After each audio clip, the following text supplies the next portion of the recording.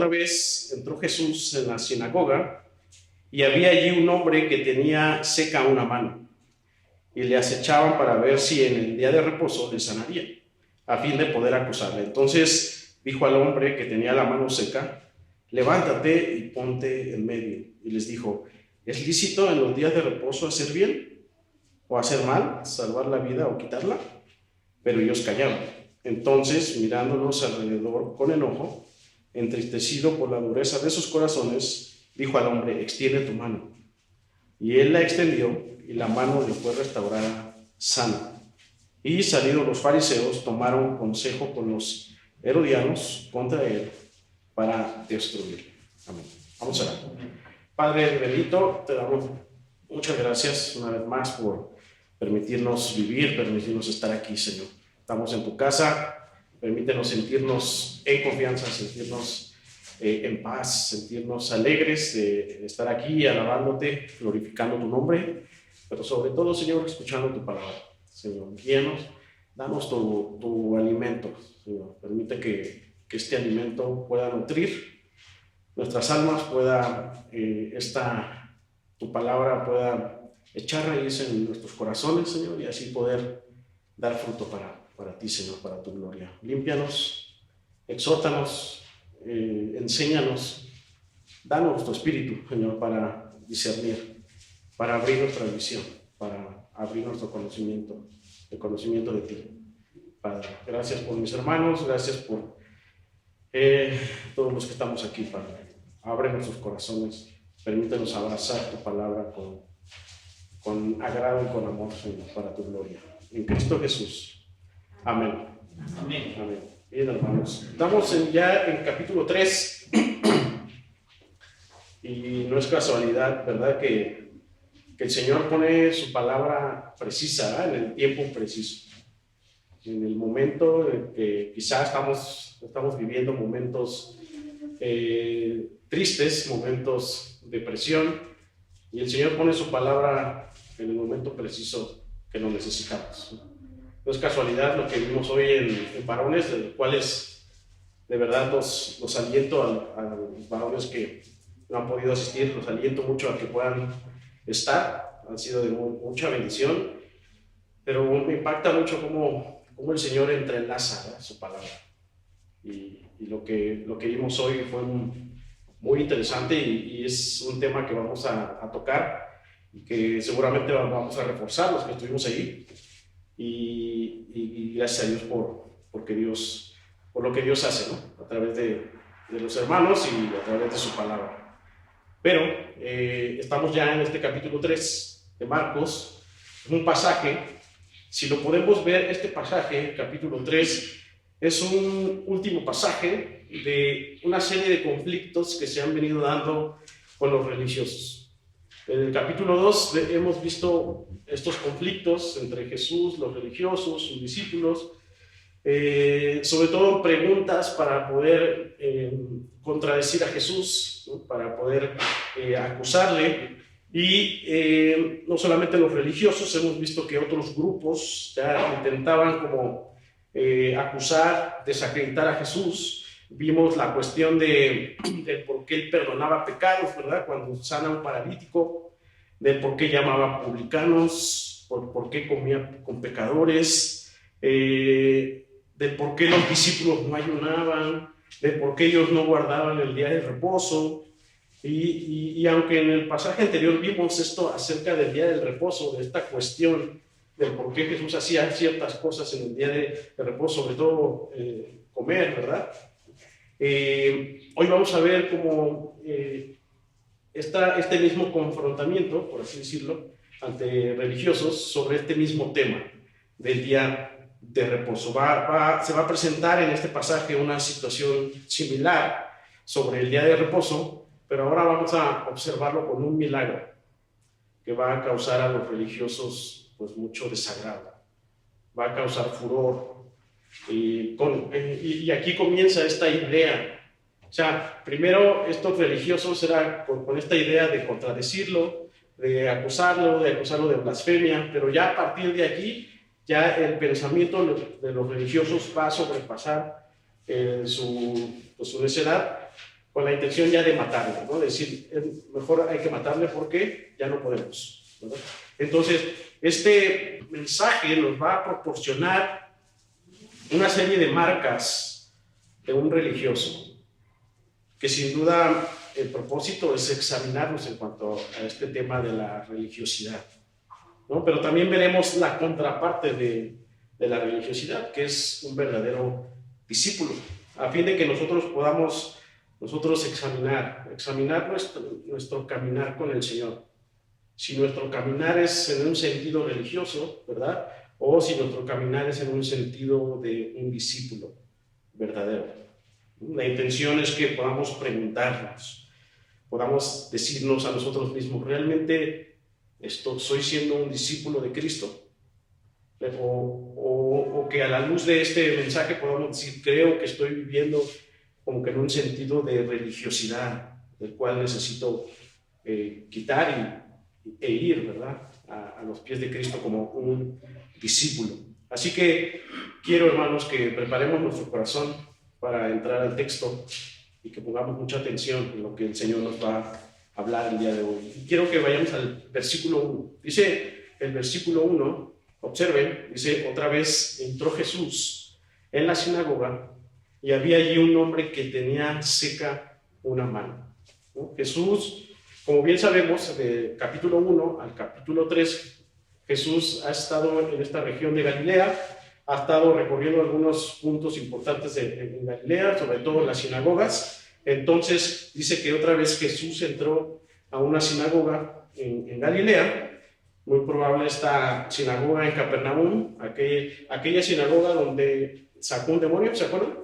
Es probable que esté en esta misma sinagoga.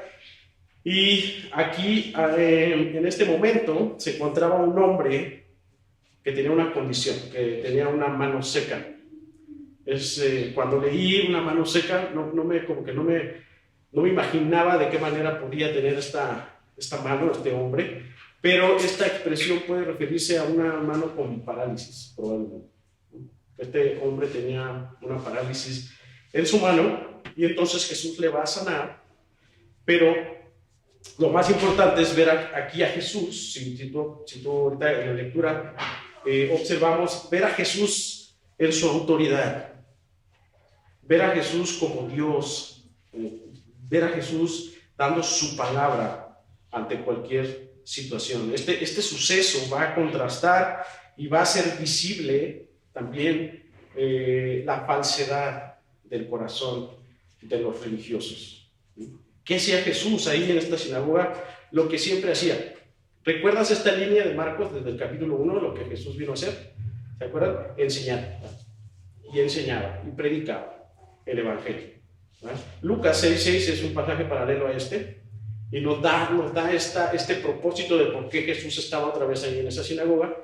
Y dice Lucas 6:6, lo voy a leer, y dice, aconteció también en otro día de reposo. Observen que aquí Lucas ya nos está dando el tiempo, ¿ok? El día, que era un día de reposo, ¿verdad? Dice que él entró en la sinagoga, y otra vez aquí está el propósito, y enseñaba. Este era el propósito de Jesús, ¿verdad? Jesús iba a ese lugar para enseñar, para abrir las escrituras, para dar la palabra a ese lugar. Y dice que ahí estaba un hombre que tenía seca la mano derecha. Aquí ya nos da más información Lucas, que la mano seca era la mano derecha, ¿verdad?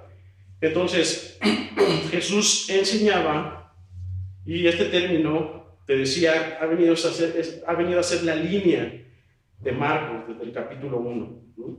Nos habla esto de la importancia de la venida de Jesús para enseñar. Y precisamente el conflicto principal con los fariseos era ese, que él enseñaba la palabra. El conflicto principal de los fariseos que tenían con Jesús era la enseñanza de Jesús, porque esta era una enseñanza diferente a lo que ellos estaban acostumbrados a hacer. Te decía que en las sinagogas ya se había caído con predicar tradiciones, con predicar qué se debía hacer, qué no se debía hacer. Ya habían olvidado abrir las escrituras para darle el sentido a las escrituras. Entonces, este era el problema principal, que Jesús sí enseñaba. Es más, en la sinagoga de Jerusalén, Jesús hace referencia a una cita en Isaías, donde dice, ese texto de Isaías se trata de mí. Y entonces, ahí en Nazaret, lo quieren matar, ¿verdad? Por decir, ¿cómo dices tú esto? ¿No? Porque eso es blasfemia. Entonces, este era el problema, que él enseñaba las escrituras, pero los fariseos no estaban alineados con él.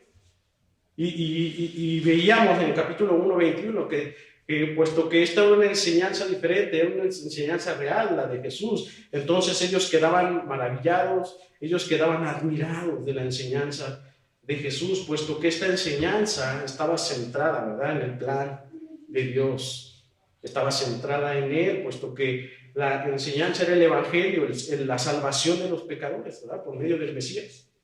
Este Mesías que debía morir, ¿verdad?, para reconciliar a su pueblo con Dios.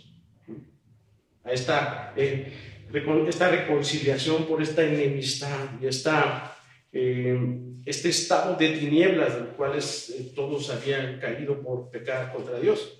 Jesús, de hecho, había dicho en el capítulo 2:17, Jesús había dicho, no he venido a llamar a justos, sino a pecadores. Pero los religiosos en este momento creían que eran los justos, más justos en ese momento.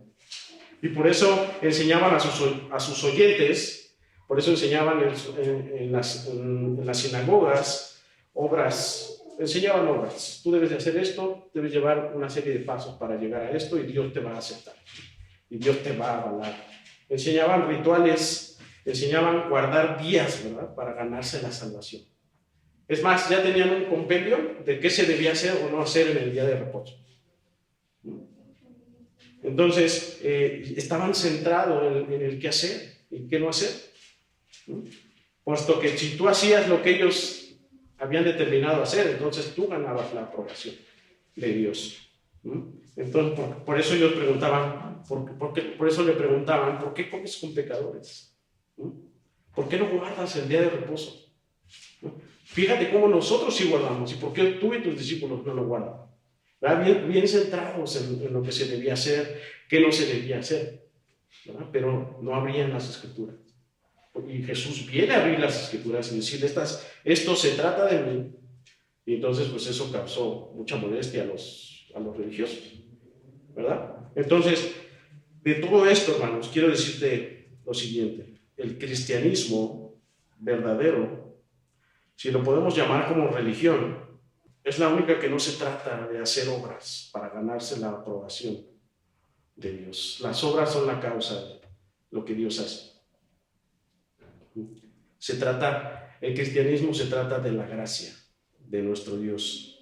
La gracia que tuvo con los pecadores, puesto que nadie debió ser salvo, puesto que todos pecaron y están destituidos de la gloria de Dios. Y mientras no entendamos, hermanos, la gracia y vivamos la gracia por medio del Evangelio, vamos a creer que venimos a este mundo a hacer buenas obras. Porque hay gente que dice, yo hago buenas obras, no es necesario ir a la iglesia. Yo hago esto, yo hago el otro, yo dono, yo visito y todo. No es necesario creer en Jesús si yo hago buenas obras. Y no se trata de hacer buenas obras. Se trata de creer en Jesucristo. Y creyendo en Jesucristo y teniendo el Espíritu de nosotros, el Espíritu de Cristo en nosotros, eso me va a llevar entonces sí a las buenas obras, pero buenas obras fundamentadas en lo que la palabra dice. Eso sí es real. Entonces, si no entendemos la gracia, el Evangelio, vamos a creer, ¿verdad?, que se trata de hacer buenas obras. Y nos vamos a engañar a nosotros mismos porque pensaremos que la vida se trata de nosotros. Y por lo tanto, pues, imagínense que la vida se tratara de hacer obras. Entonces, ¿quién se lleva la gloria si se trata de hacer obras? Pues nosotros mismos, ¿no? Porque entonces yo puedo decir, yo hago más que tú. Yo visito más personas enfermas que tú. Entonces, vean en mí cómo yo sí hago mejor las cosas. Si la vida se tratara de obras, entonces cada uno de nosotros nos llevaríamos la gloria. Pero como se trata de la gracia, entonces decimos, la única obra total es la obra de Cristo en la cruz de Calvario. Entonces tú te llevas, Señor, toda la gloria. Y si yo hago una obra buena es porque tú has obrado en mí y porque yo quiero ser ejemplo, porque yo quiero llevar tu ejemplo, Señor. Entonces toda la gloria es para ti, ya lo decía el apóstol Pablo, ¿verdad? Así que comáis y bebéis, hacerlo para la gloria de Dios. Entonces, la gracia, en la gracia es Dios quien me lleva, ¿verdad?, a darle la gloria al Rey, a darle la gloria a Él. Por eso el propósito del por qué existimos. ¿Sí sabes por qué existes tú? ¿Sí sabes a qué viniste a esta tierra? Cada uno de nosotros venimos a darle la gloria a nuestro Dios. Tú fuiste hecho, todo fue hecho para que todo le rinda la adoración a Dios. Ese es el propósito. Si tú no has encontrado, si tú dices, no he encontrado el por qué estoy aquí, el propósito es ese. Toda la creación le da la gloria a Dios. Efesios 2:8-9, tú ya lo conoces, dice, porque por gracia sois salvos por medio de la fe, y esto no de vosotros, pues es don de Dios. Esto no de vosotros. Somos salvos por gracia. No fuiste salvo por lo bueno que haces, ¿no?, sino por la gracia de Dios, por medio de la fe, es decir, la herramienta que Dios utiliza para salvar es la fe. Dice, y esto no de vosotros, pues es don de Dios. ¿Qué quiere decir? Regalo, es un regalo de Dios. Dios te regala gracia, te da la gracia, un regalo inmerecido, ¿no? Y toma la fe para esto, y luego dice 9, no por obras, para que nadie se gloríe. Entonces te decía, si fuese por obras, entonces todo se gloriaría, ¿verdad? Yo hago más, yo hago menos. Yo hago más que tú. Fíjate cómo yo sí sirvo al Señor y tú no le sirves. Y por eso es por gracia, para que no sea de vosotros y para que Cristo se lleve la gloria, el Señor se lleve la gloria. Y fíjate, enseguida en el versículo 2, está Jesús en la sinagoga, ¿verdad? Está enseñando, y los fariseos están en primera fila, los religiosos. Y dice el versículo 2, y le acechaban para ver si en el día de reposo le sanaría, a fin de poder acusarle. Ellos estaban aquí, los religiosos estaban sentados y estaban esperando. Es probable que a lo mejor estos mismos religiosos llevaron a este hombre de la mano seca para decir, a ver si lo sanan el día de reposo, y ahí ya los agarramos para acusarle, porque no se puede hacer esto el día de reposo. Entonces, los religiosos estaban ahí, los fariseos estaban ahí. Ellos no estaban ahí para escuchar la palabra, ellos no estaban ahí para recibir la palabra, ellos no estaban ahí para gozarse en el Señor, en su palabra, sino estaban, dice aquí, ellos estaban aquí, ¿para qué? Para acechar. El propósito de por qué ellos vinieron a la sinagoga era para acechar al Señor, ¿no? Y esta palabra acechar significa idear un plan con el propósito de acusar. Ellos ya habían ideado un plan con el propósito de acusar a Jesús. Ellos no estaban aquí para alabar al Señor, exaltar su nombre, para escuchar su palabra, para atender su palabra, sino estaban aquí para acechar. Ya habían ideado un plan para acusar a Jesús. Es decir, ellos, en el momento que Jesús sanara a este hombre de la mano seca, ellos de ahí se iban a agarrar para decir, vamos a acusarlo, vamos a matarlo. Vamos a dar aviso porque este está haciendo cosas que no debía hacer. Jesús mismo ya les había explicado en la situación anterior en qué consistía el día de reposo. Y él les había dicho que el día de reposo se estableció, ¿verdad?, a causa del hombre en necesidad, que el día de reposo era un día de santificar al Señor. Es más, él les había dicho, es más, ellos no guardan el día de reposo porque yo soy el reposo. El día de reposo se trata de mí. Pero ellos no entendían esto y siguieron ideando planes para acusarle y para más tarde matarle. Y aquí observamos, hermano, la primera característica que distingue a un religioso. el propósito del religioso, o sea, el religioso es muy constante en las cosas del Señor, pero su propósito no es escuchar la palabra. Su propósito es acechar. Estos religiosos están solamente en las iglesias para ver qué hace o qué no hace alguien, o qué dice o no dice alguien. Pero jamás estos van a venir a la iglesia de Cristo a querer ser transformados, a escuchar el mensaje, a abrazar la palabra de Cristo. Están, sí, estos religiosos en la predicación, en el discipulado, pero en sus mentes están en otras cosas, en a ver qué dice mal, en a ver qué no hace, qué sí hace.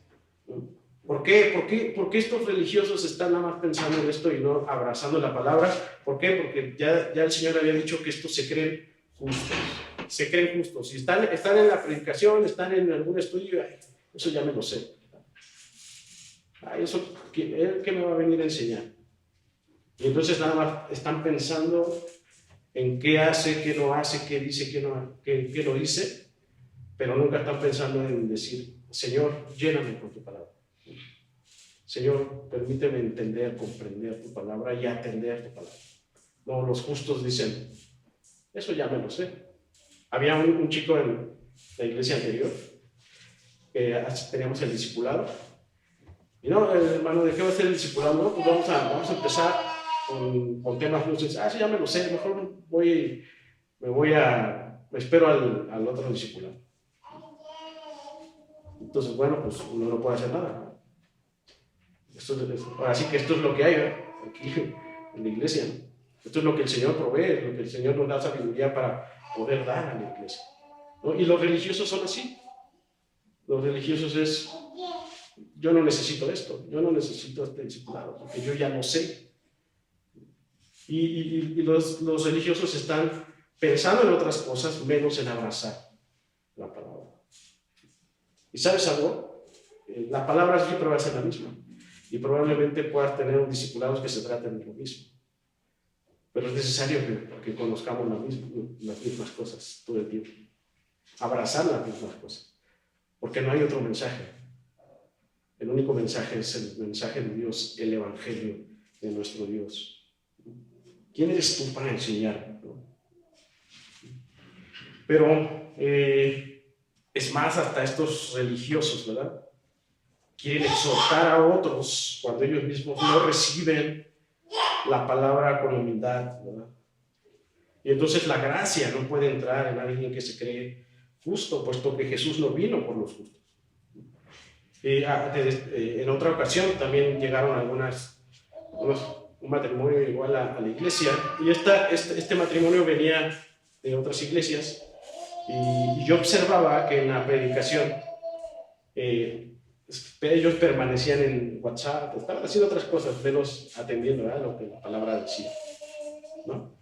Pero eso sí, cuando tratábamos un tema que no iba acorde a su doctrina, o un tema donde se tocaba el pecado de una manera directa, ahí sí, ¿verdad? Ahí sí ponían mucha atención. Y una vez cuando tocamos el tema de un pecado muy, muy fuerte, me dice él, quisiera hablar con usted, pastor. Y hasta me citó en algún lugar, platicamos y abrimos la palabra, y le abrí la palabra en cuanto al tema que él estaba solicitando. Y entonces, después de que abrí la palabra, entonces ya al otro domingo ya no fueron, ¿no? Ya se separaron, ¿no? Y lo peor es que tenemos algunos amigos en común, y esos amigos en común nos comentaron que estas personas habían hablado mal de nosotros, ¿no? O hablado mal de la iglesia, que no considerábamos a las mujeres, que estábamos hablando falsas doctrinas, cosas de este tipo, ¿no? Y cuando yo hablé con estas personas en común, yo le dije, pues claro, ¿no? Porque no me comentó esto en esta entrevista que yo tuve con él, ¿no? De hecho, nunca se anotaron en el orden de limpieza, nunca se discipularon, ¿no? Y lo siguiente lo voy a decir con mucho cuidado, porque uno como pastor, hermanos, uno ve las caras que yo veo aquí, se puede ver. Dios de alguna manera nos da ese discernimiento de quién pone atención, en el sentido también incluso del diezmo, ¿no? De repente, pues, estamos aquí, vemos, pues, llegamos a ver sobre el diezmar también, y estas personas, pues, daban lo que les sobraba, ¿no? Como en aquella parábola. Entonces, todo este contexto, y que aparte, con unos amigos en común dijeran que acá había, y luego, o sea, que no estábamos predicando el evangelio y que hacíamos otro tipo de cosas, no consideramos a las mujeres, ¿verdad? Cuando ellos, bueno, pues, vía WhatsApp, ¿verdad? Estaban viendo hasta videos en la predicación, ¿no? Hermanos, y esto lo digo porque quiero que tengamos mucho cuidado en cuanto a no caer en este tipo de religiosidad. Venimos aquí para adorar a Dios, para escuchar a Dios, no para centrarnos en lo externo, en a ver qué hace el otro, qué no hace el otro, qué dice, qué no dice. Es que el pastor no trae traje, ¿no? Es que el pastor no parece presbiteriano. No es eso, o sea, no es lo externo, no es qué hace o qué no hace.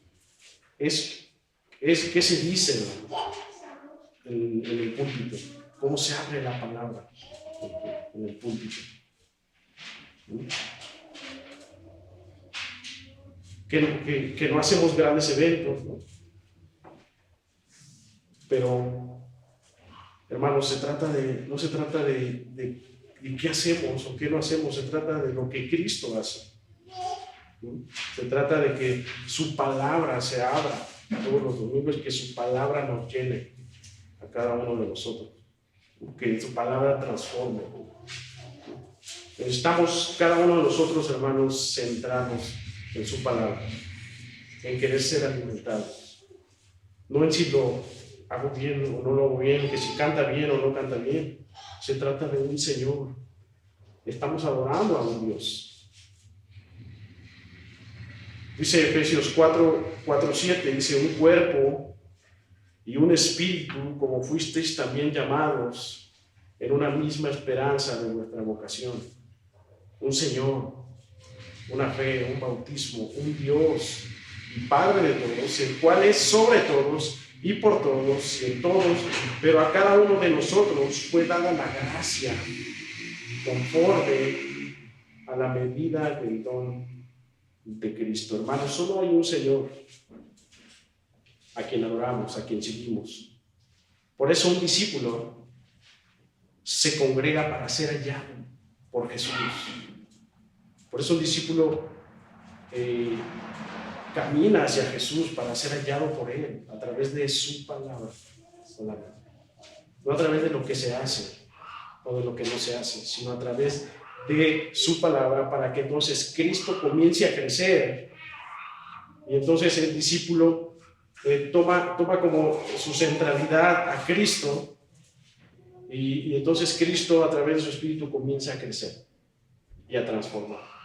Y entonces ahí es cuando viene la transformación de la iglesia, cuando viene la transformación de cada uno de nosotros, no en los eventos. O sea, el discípulo no se centra en los eventos, en las personas, ¿no? en el tipo de iglesias, ¿no? Me decía una persona en algún momento que si donde estaba yo pastoreando había jóvenes. Le digo, no, la verdad no hay jóvenes. Entonces es que yo estoy buscando una iglesia donde haya jóvenes, ¿no? O sea, esas ideas que pueden tornarse en ideas religiosas, ¿no? Yo quiero ir a una iglesia donde se haga tal cosa. Yo quiero una iglesia grande en donde no tenga el compromiso y que yo pase desapercibido. Yo quiero una iglesia donde haya niños, porque yo necesito que niños conviva con otros, pero nunca vamos a escuchar a gente decir: yo quiero una iglesia donde se abra la escritura, donde se abra la palabra, donde yo pueda ser alimentado, donde en familia podamos servir y donde Cristo sea exaltado y sea nombrado y sea Cristo quien brille en ellos. El enfoque religioso está en el hacer o qué no hacer. El enfoque religioso es a ver qué hace, a ver en qué se equivoca, vamos a Vamos a ver qué podemos decirle después de lo que hizo. Observen la segunda característica. Jesús enseguida, en esta situación, va a forzar a los fariseos a examinarse en su falsa teología de obras. Y Lucas 6:8, que es el pasaje paralelo, nos anticipa algo importante. Lucas dice, mas él conocía los pensamientos de ellos. Es decir, Jesús estaba en la sinagoga y él ya sabía lo que estaban pensando. Él ya sabía lo que ellos estaban ideando para acecharle a él. Entonces, me encanta porque Jesús es especialista, ¿verdad? En conocer mentes, en conocer corazones. Me encanta porque Jesús no puede ser burlado, no puede ser cuestionado, porque sus pensamientos son diferentes a los nuestros. Sus pensamientos son santos porque Él es santo y ni siquiera nosotros podemos medir esa santidad, porque su santidad no es medible con nadie. Su santidad está en otra esfera que nosotros no entendemos. Y es por eso que Jesús tuvo siempre una respuesta muy asertiva, de autoridad y una respuesta poderosa. Fíjate lo que les dice en el versículo 3, Marcos 6:3, dice, entonces dijo al hombre, ya Jesús teniendo en mente lo que estaban pensando los fariseos, él no contesta aún, pero en el 3 dice, entonces dijo al hombre que tenía la mano seca, levántate y ponte en medio. Todavía no lo sana, solamente le está dando instrucciones y dice, levántate y ponte en medio, ¿no? Es decir, los religiosos estaban ansiosos, ¿no? Porque decían, ya lo va a sanar, ya lo va a sanar, ¿no? Y los religiosos vieron lo que querían ver, o sea, van a ver lo que querían ver, o sea, los religiosos estaban contentos porque decían, ya lo va a hacer, ya lo vamos a poder acusar, ¿no? Estaban anhelando este hecho, estos religiosos. Jesús era un peligro para ellos y su religiosidad va a hacer que estos fariseos en el siguiente momento queden callados por lo que Jesús va a hacer. Y fíjate lo que Jesús dice. Jesús va a decir en el versículo 4, fíjate lo que dice, y les dijo, o sea, está el de la mano seca parado. Recuerda que Jesús ya conoce sus pensamientos y entonces en el versículo 4 les hace dos preguntas y les dice, ¿es lícito en los días de reposo hacer bien o hacer mal? ¿Salvar la vida o quitarla? Pero ellos callaron. Jesús está diciendo prácticamente, ¿está prohibido hacer el bien en el día de reposo? ¿Está prohibido hacer el bien? Puesto que ya anteriormente Él ha dicho que el día de reposo se hizo para el bien, ¿verdad? Entonces, Él los confronta con esta pregunta y luego les dice la otra, ¿salvar la vida o quitarla está prohibido? Entonces, con estas preguntas, Jesús forzó a los fariseos a examinar su corazón, a examinar sus tradiciones que ellos tenían. De hecho, te decía, ya en el texto anterior, Él les había dicho que no han leído bien las Escrituras, que el día de reposo se hizo a causa del hombre y para su necesidad. Y ellos no tuvieron argumentos, puesto que el versículo 4 dice que ellos callaron. Y como Jesús sabía qué estaban pensando, Dios les da este golpe, ¿verdad?, de autoridad, de sabiduría, y entonces ellos permanecieron callados. Es decir, su gran intelecto religioso no pudo con la autoridad y con la poderosa palabra de nuestro Señor Jesucristo, ¿no? Como dice por ahí, Jesús los aterriza, ¿verdad?, y los expone en medio de la sinagoga, y ellos tenían dos opciones, o aceptar o rechazar. Porque Jesús con estas dos preguntas les demostró a ellos que estaban equivocados y que ellos habían ido a ese lugar con las razones incorrectas. El que ellos aceptaran, ellos tendrían que pasar vergüenza en ese momento, ¿no?, con los demás. Así que prefirieron rechazarlo. En cuanto a nosotros, hermanos, no tenemos nada que decir o cuestionar ante la palabra de Dios, ante el Señor, ante el Rey, porque Él es santo. Su santidad está en otra esfera. Su palabra nos hace pedazos. Su palabra nos quebranta, nos hace pedacitos. Cuando su palabra viene a nosotros, ahí se acaba la conversación. Nos hace pedazos su palabra. Y su palabra nos permite quedarnos callados, porque es una palabra de autoridad, ¿no? Tus argumentos o mis argumentos se consumen ante la presencia de Él, ante su palabra. Y solo hay de dos cosas, hermanos: o aceptarle o rechazarle. ¿Tú cómo estás? ¿Estás aceptando totalmente su palabra? ¿Estás rechazando algo de lo que Él dice? Y si tú aceptas su palabra, la vergüenza es algo que tú tienes por seguro, porque como su palabra es santa, su palabra es fiel, y tú no, entonces cuando viene la palabra, tiene que chocar contigo. Y cuando choca, entonces tú sientes vergüenza porque dices, no estoy conforme a la verdad. Y esa vergüenza tenemos que nosotros aceptarla con humildad para alinearnos a su voluntad. La vergüenza es algo que vamos a tener por seguro constantemente, puesto que su palabra nos confronta. Y es una palabra verdadera. Y entonces la gente continuamente se va a burlar de nosotros, ¿verdad? Se va a mofar de nosotros. Pero el discípulo te expresa tal cual Pablo se expresó en Romanos 1:16: no me avergüenzo del Evangelio porque es poder de Dios. En pocas palabras, el silencio de estos religiosos fue la señal más evidente de que estaban equivocados en sus ideas y en sus prácticas. Estaban equivocados en esta teología de hacer obras. Y además Jesús probó que su palabra era fiel, y Jesús estaba probando aquí que su palabra era verdadera. Por lo tanto, probó que Él era el Mesías. Pero ellos aún así decidieron rechazar a Jesús. El religioso le teme más al hombre que a Dios. Teme más que su persona se vea afectada por otros en su posición de justos. Mas el discípulo no se avergüenza del Señor. No se avergüenza de su palabra, no se avergüenza de la autoridad de Dios. El discípulo verdadero no le importa ser humillado, ni etiquetado, ni encarcelado, incluso hasta morir por la causa de Cristo.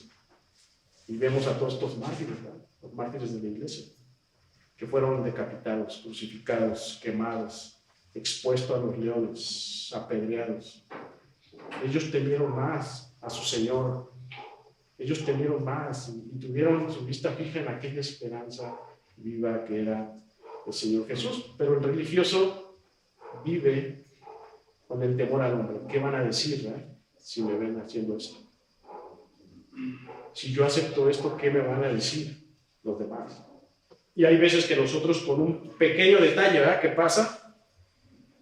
Ya dejamos la palabra de Dios, nos desanimamos y todavía nos ponemos dignos, ¿no? Y decimos, ahora no voy a la iglesia, ahora no hago esto.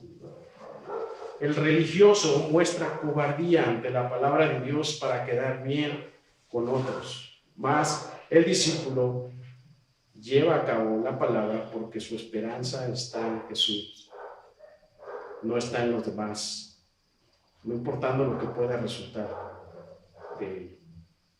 Aquí es porque quiero que nos examinemos. ¿Cómo estamos nosotros viviendo como un religioso? Que me importa lo que digan los demás, que no me vayan a desacreditar. O como un discípulo en el que acepto la palabra, me avergüenza la palabra porque la palabra es verdad, porque no está acorde conmigo, y entonces me humillo, y entonces camino en rectitud y sigo con el Señor. Fíjate, en este rechazo, ¿qué fue lo que resultó de estas personas? Dice el versículo 5, entonces, mirándolos alrededor con enojo, entristecido por la dureza de sus corazones, dijo al hombre, extiende tu mano. Y él la extendió, y la mano le fue restaurada sana. Evidentemente, estos fariseos iban a ver, no a escuchar. Y lo que iban a ver fue hecho. Y Jesús, en esa rebeldía que ellos mostraron, En esa obstinación, esa insensibilidad de la palabra, hizo notar su naturaleza, hizo notar su pecado. Y dice aquí vemos algo interesante, algo del sentir del Señor Jesús. Dice que Él se enojó y se entristeció por la dureza de sus corazones. Vean esta reacción del Señor Jesús, ¿verdad? Por la dureza de los corazones de los fariseos. Y entonces eso fue la causa, este enojo y este entristecerse del Señor hizo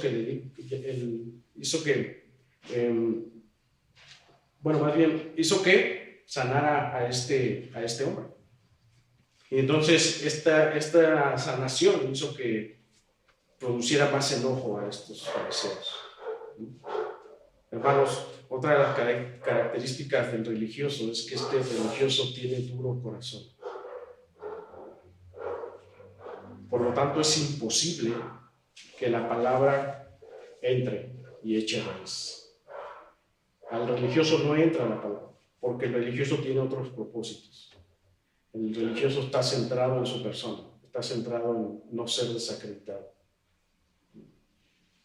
Mas el discípulo está centrado en Cristo, está centrado en hacer la voluntad de Cristo. ¿Cómo tú recibes la palabra de Dios ante sus instrucciones? ¿Cómo la recibes tú? ¿Como un religioso? ¿Como un verdadero discípulo? ¿Estás siendo rebelde a lo que Dios te llama a hacer? ¿En algo? ¿Estás siendo rebelde a cómo Dios dice que debes tratar a tu esposa? ¿A cómo debes enseñar a tus hijos? ¿Estás siendo rebelde a cómo debes funcionar como iglesia? No, yo lo hago como quiera, no me interesa que tenga que ser de esta forma, ¿no? Lo voy a hacer como a mí se me da la gana. Sucedió con estas personas que veían WhatsApp en la predicación, ¿no? Fíjate, estas personas que te comentaba que estaban viendo su WhatsApp y fueron con otras personas a decir que aquí no se predicaba la palabra, ¿no? Hicieron su propio discipulado. Dijo, no, vamos nosotros a congregarnos. Entonces, yo me pongo como líder, ellos mismos se pusieron como líderes. ¿Y qué creen? Pues no, se cayó la obra, ¿verdad? Porque mientras no haya diseño, se cae la obra. Puede ser el mejor tema, puede ser el mejor evento, puede ser la mejor intención que tú tengas, pero si no hay fundamento, se cae. Y eso lo vimos hoy en Varón. O sea, puede ser buenas las cosas, pueden tener buena intención, pero si no están bajo el diseño, si no están bajo la voluntad de Dios, no crecen, se caen las cosas. Dice Proverbios 28, 14, bienaventurado el hombre que siempre teme a Dios, mas el que endurece su corazón caerá en el mal. El proverbio nos dice, o eres bienaventurado, o no lo eres, ¿verdad? O, dicho de otra forma, o eres un discípulo o no eres un discípulo. O eres un discípulo o eres un religioso. Y dice el 6, y salidos los fariseos, tomaron consejo. O sea, no dice aquí, salidos los fariseos, llegaron a Jesús y le siguieron, ¿no? Sino que hicieron, tomaron consejo de los herodianos contra él para destruirlo. Le rechazaron, como tal, ¿no? Es decir, en este corazón duro, estos se convencieron de querer acechar a Jesús, de querer matar a Jesús. Tal así que buscaron alianzas con otras personas. Buscaron alianzas con sus enemigos, puesto que los religiosos con los políticos no se llevaban.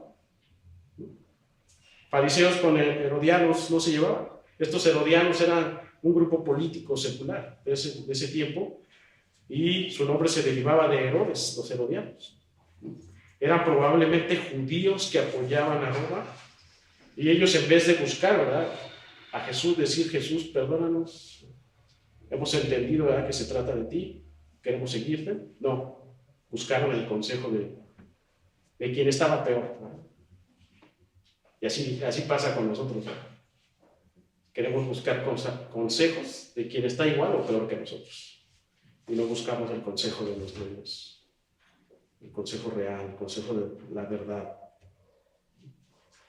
Mateo 22, acompáñame y ya vamos terminando. Dice Mateo 22, 16 a 21. En este paralelismo de esta historia dice, y le enviaron los discípulos de ellos con los herodianos, diciendo, Maestro, sabemos que eres amante de la verdad y que enseñas con verdad el camino de Dios y que no te cuidas de nadie porque no miras la apariencia de los hombres. ¿Quién está diciendo esto? Los religiosos. Igual. Vean aquí la hipocresía. Otra de las características del religioso es que es hipócrita. De que por un lado está queriendo acusar a Jesús, pero por otro lado se encuentra con Jesús y le dice, Maestro, sabemos que tú eres amante de la verdad, ¿no? Que enseñas con verdad el camino, que no te cuidas de nadie, porque no miras la apariencia, ¿no? Dice el 17, dinos pues, ¿qué te parece? ¿Es lícito? Otra vez otra vez fíjense el enfoque, el hacer o no hacer, ¿no? Dice, dinos pues, ¿qué te parece? ¿Es lícito dar tributo a César? Pero Jesús, conociendo la malicia de ellos, les dijo, ¿por qué me tentáis, hipócritas? Mostradme la moneda del tributo. Y ellos le presentaron un denario. Entonces les dijo, ¿de quién es esta imagen y la inscripción?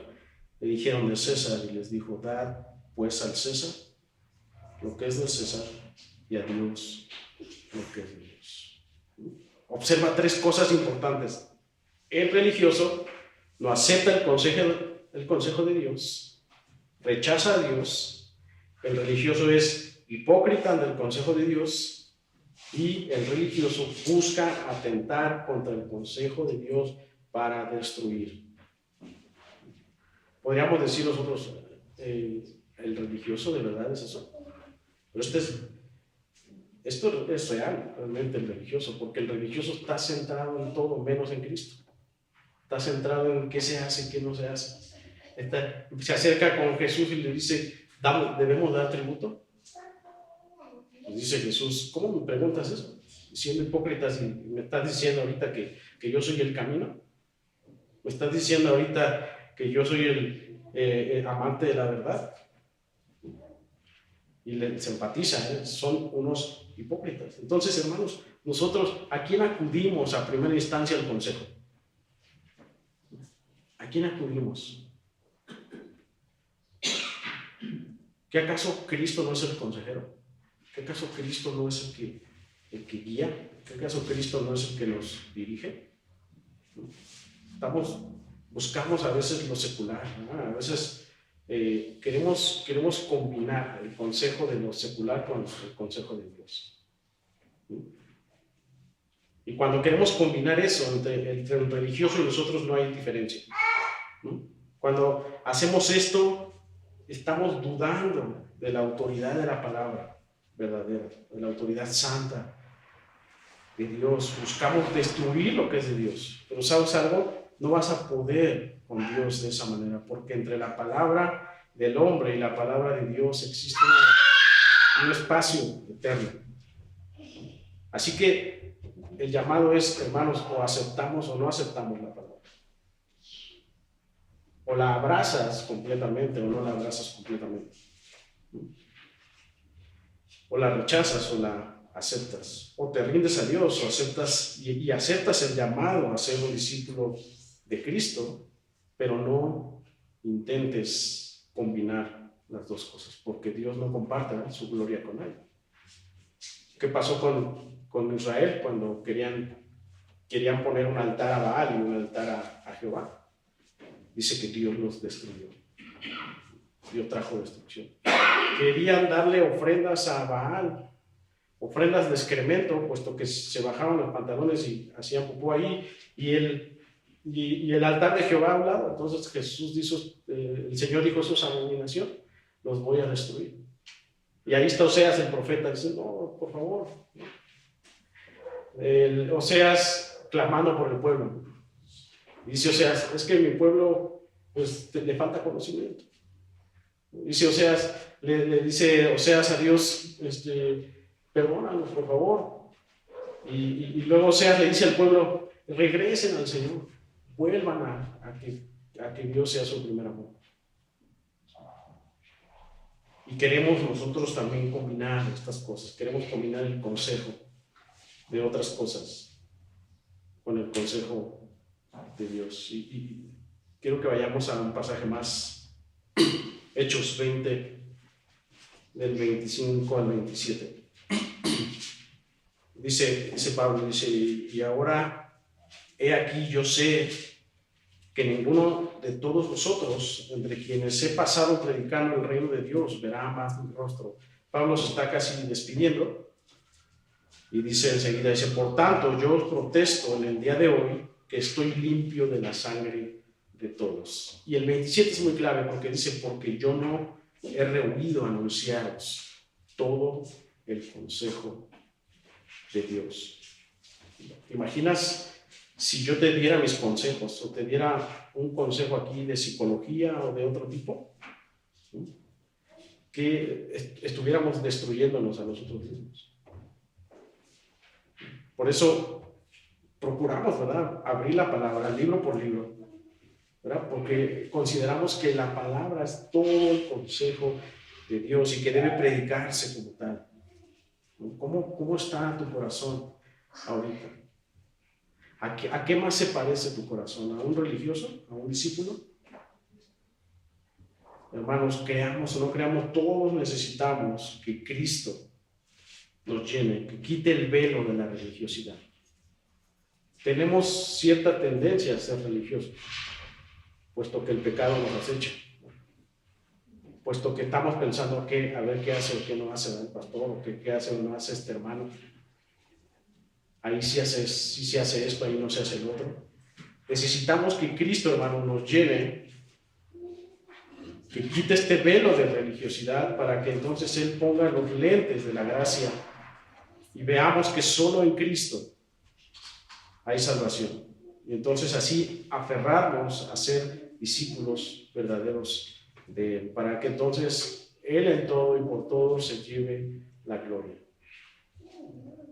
Por su poder, por su autoridad, por su palabra, por su santidad.